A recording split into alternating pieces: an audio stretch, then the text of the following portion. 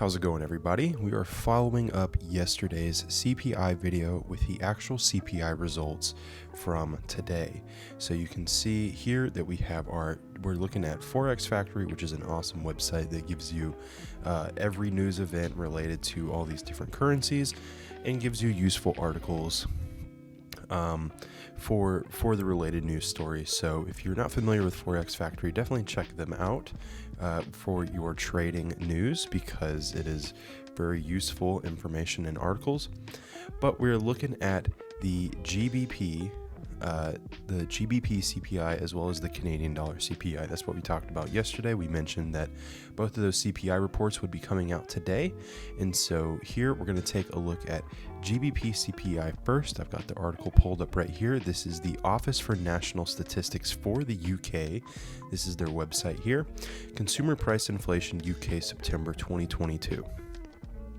Our main points here: consumer price index, including owners, occupiers, housing cost, rose by 8.8% in the 12 months to September 2022, up 8.6% in August, and returning to July's high. So CPI up year over year for the pound. UK CPI, the largest upward contributions to annual CPIH inflation rate in September 2022 came from housing and other household services, principally from electricity, gas, and other fuels, and owner-occupiers' housing costs, food and non-alcoholic beverages, and transport, principally motor fuels. On a monthly basis, CPIH rose by 0.4% in September, compared with a rise of 0.3% in September last year, 2021. So CPI up for the pound. How about the Canadian dollar? Here, same thing. We are on the Statistics of Canada's website, Consumer Price Index, September 2022. In September, Consumer Price Index, CPI, rose 6.9% on a year-over-year basis, decelerating from a 7% gain in August, marking the third consecutive monthly slowdown in headline inflation. Lower gasoline prices were mostly responsible for this deceleration. While prices at the gas pumps dropped in September compared with August, Canadians continued to feel the pinch from higher food prices. Excluding food and energy, prices rose 5.4% year over year in September, following a gain of 5.3% in August. Prices for durable goods such as furniture and passenger vehicles grew at a faster rate in September compared with August. And we can see here on a monthly basis, CPI rose 0.1% in September, and on a seasonally adjusted monthly basis, the CPI was up 0.4%. So there we go. Looks like CPI raised both for the Canadian dollar as well as the pound. So let's get into some edge finder pairs that feature the Canadian dollar as well as the pound and see how they might have changed along with the news. Attention traders, this is not a drill. Here at A1 Trading, we are giving away $500. That's right, you heard it. $500 plus a gold VIP membership. Now with the gold VIP membership, you only got to pay one time, but here we're just going to give it to you, plus $500. How does that sound? For the whole month of October, by the way. So make sure to click the link in the description, enter the giveaway before the month is over. By the end of the month, one winner will receive a text message, so make sure that phone number you put in is correct. The winner will receive a text message from us indicating that they have won. So good luck, everybody. So here we are in the Edge Finder. We are on the pound USD page. Sell bias overall for the pair, a score of -5. We can take a look at COT data. COT data is going to be the same. Our COT data gets updated every week, but in case you missed yesterday's video, US dollar 78.57% long and 21.43% short, very heavily favored on the US side for institutional traders. The pound 35% long and 64% short here. Retail sentiment has actually had some change. 60% long overall for the pair, 40% short. Still gives us a 0 or a neutral score for seasonality there, however. Trend reading is -1. Seasonality, -1 as well. Still see the uptrend moving into the later months of the year. But yeah, overall, the pound compared to the dollar is definitely a big sell at the moment. The dollar is just incredibly strong, incredibly bullish, and the pound, along with these new CPI numbers, nothing has really changed for the pair at the moment. We can take a look at USD CAD, compare the dollar to the Canadian dollar, and this gives us an overall buy bias with a score of +5. COT data, again, if you missed yesterday's video, we went over this as well. COT data gets updated weekly, so these are the same numbers. We just take a look at the dollar, but the Canadian dollar, 35.84% long and 64.16% short. Retail sentiment for the pair overall, 20% long, 80% short from retail traders, so that gets a score of +1. And again, when we're taking a look at these pairs, I like to look at the first currency here, call that currency number 1, and the second one currency number 2. And what we're looking at here is currency number 1 compared to currency number 2. So are we buying or selling the dollar compared to the Canadian dollar? And in this case, we are buying the dollar because it is so much stronger than pretty much any other currency at the moment. The dollar has just been incredibly bullish all year. And especially right now, with lots of other news events happening, nothing has really seemed to change for any of these other pairs.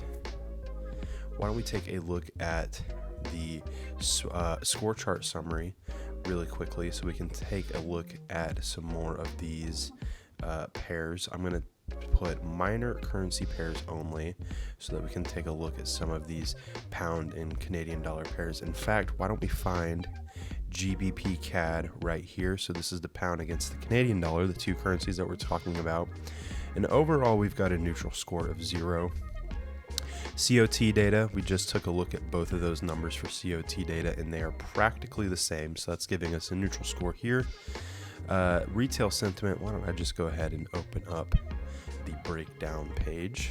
We can see retail sentiment -1, 70% long, 30% short overall for the pair.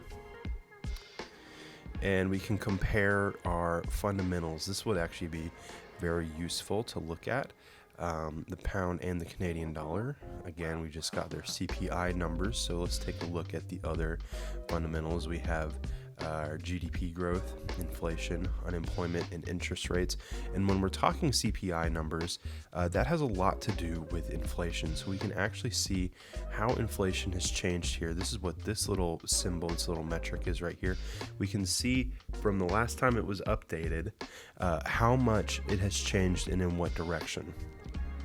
So the pound since CPI has gone up 0.2% inflation-wise, and the Canadian dollar has gone down 0.1%.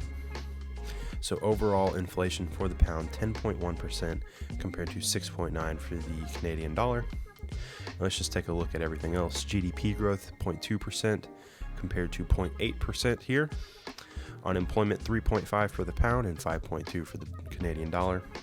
And lastly, interest rates, 2.25% for the pound and 3.25% for the Canadian dollar.